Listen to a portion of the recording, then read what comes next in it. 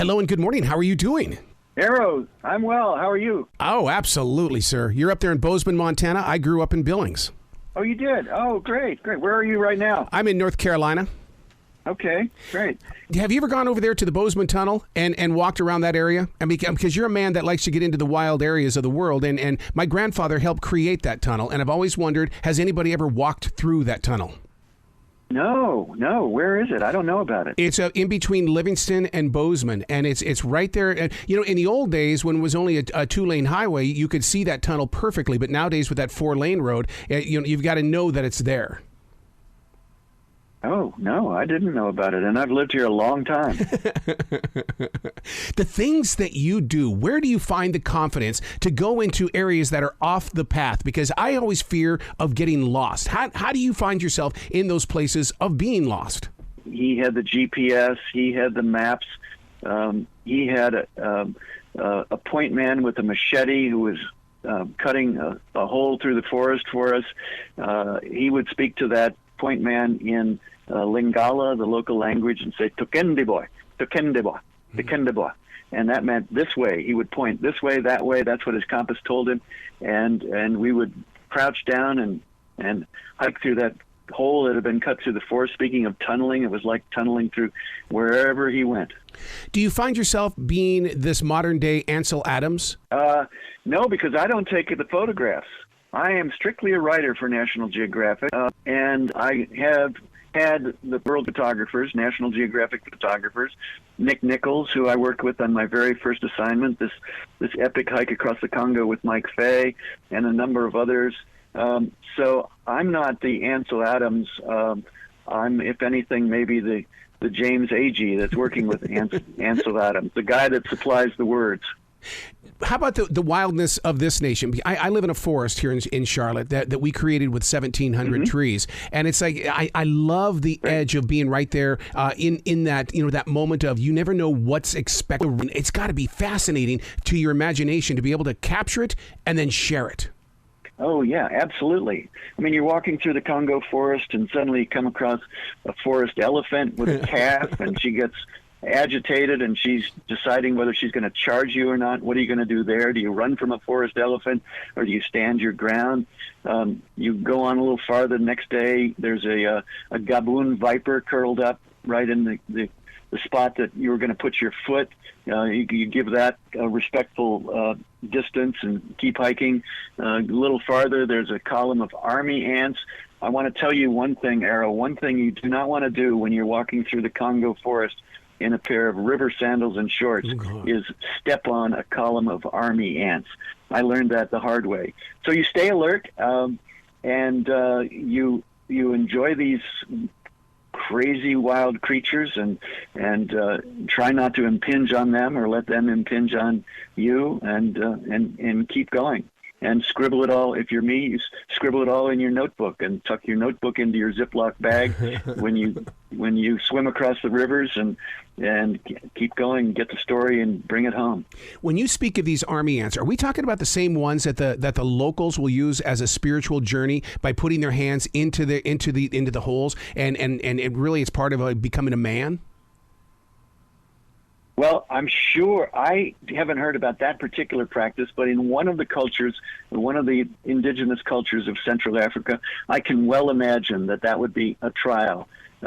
Because I'll tell you what, these ants, some of them, I can't remember the species name, but there's a particular kind of ant that is so painful when it stings you or bites you. Some of them sting, some of them bite, and some of them bite to hang on and sting you repeatedly. And this ant is so formidable that it would occupy a particular tree, and you would find this tree in a little clearing, and the ants would be living on the tree, and if you touched that tree, they would swarm onto you. And I was told that it was even I don't know if it was a spiritual journey or a form of torture that was used in some cultures. I think that there were at least stories that they would tie a person to that tree if they had captured an enemy and they wanted to torture him. So we were very careful when we came to those particular kinds of tree. David, do not touch the limb. Do not step any closer than you're standing right now. give this tree a wide berth and lots of respect, because you do not want to experience the ants that are living on that tree. Oh, my God. The name of the book is The Heartbeat of the Wild. And studying this book, it's almost like you are the closest to the heartbeat. And you're taking us there, but it's almost like returning to the womb, that you're listening to the origin of that heartbeat of the wild. Well, and the wild is hard to define. The heartbeat is hard to define. But when I pulled these pieces together and to make them a coherent book with updated reporting and connective tissue describing how the stories came about and how one story led to another during my 20 years with National Geographic, I wanted to think, what's the essence of the wild? What do we mean when we talk about preserving the wild or the last wild places? And so in the foreword, I try and define it. I say that wildness is a name that we give to living nature on this particular planet at its most robust, its most complex, its most diverse, its most undiminished. And what does that mean? Well, it means more than wild creatures. It means more than wild places. It means also the processes that interconnect creatures in wild places. Processes like predation and herbivory and photosynthesis and parasitism and decomposition. All of that is wrapped up into this concept of wildness. And you can't have it in a zoo. I mean, zoos perform important services, but when you've got a tiger in a cage in a zoo, is that wildness? Well, no, it's a dangerous animal. But to have real wildness, you need that tiger to be still in its ecosystem with the cheetal deer that it eats and the creatures that it competes with, the Asian elephants that might occasionally give it a run for its money, all of the other plant, animal, fungi, bacterial forms of life in that ecosystem. That's what I mean by wild. Is it because we're from Montana that you and I love these journeys in nature? Because the seed becomes the tree, becomes the giver to the forest floor. It also gives to the writer so that we have something to document our paths on. I mean, there's such a continuation in everything, and I'm fascinated by that. I think that Montana has something to do with it. I mean, you were born in Montana. I moved here in 1973. Right after I finished graduate school. I had always been interested in the natural world and always interested in writing. And I had some great teachers who developed my interest, helped me become a writer. And I left the natural world behind. And then in 73, I wanted to get back to wild places.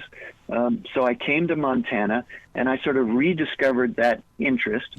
And I had started my writing career as a novelist, but I eventually abandoned fiction writing and turned to nonfiction so that I could write about biological sciences, ecology, evolutionary biology, the scientists who practice those sciences, the field biologists like Jane Goodall and Edward O. Wilson and a lot of unknown but brilliant people who work in these wild places. So I turned to that. But it was coming to Montana, and a place where when you walk in the forest, you're aware that grizzly bears and moose and other amazing creatures are out there. It gives you a certain respect and humility. It was being here in Montana that reawakened my interest in the wild and led to this long career of writing about such places, not just in Montana, Yellowstone, places like that, but around the world. Wow. David, you got to come back to this show anytime in the future. The door is always going to be open for you. Thank you very much, Arrow. I'd love to do that. Please. We'll talk about it. You be brilliant today, okay, sir? You too, Arrow. Have a great day.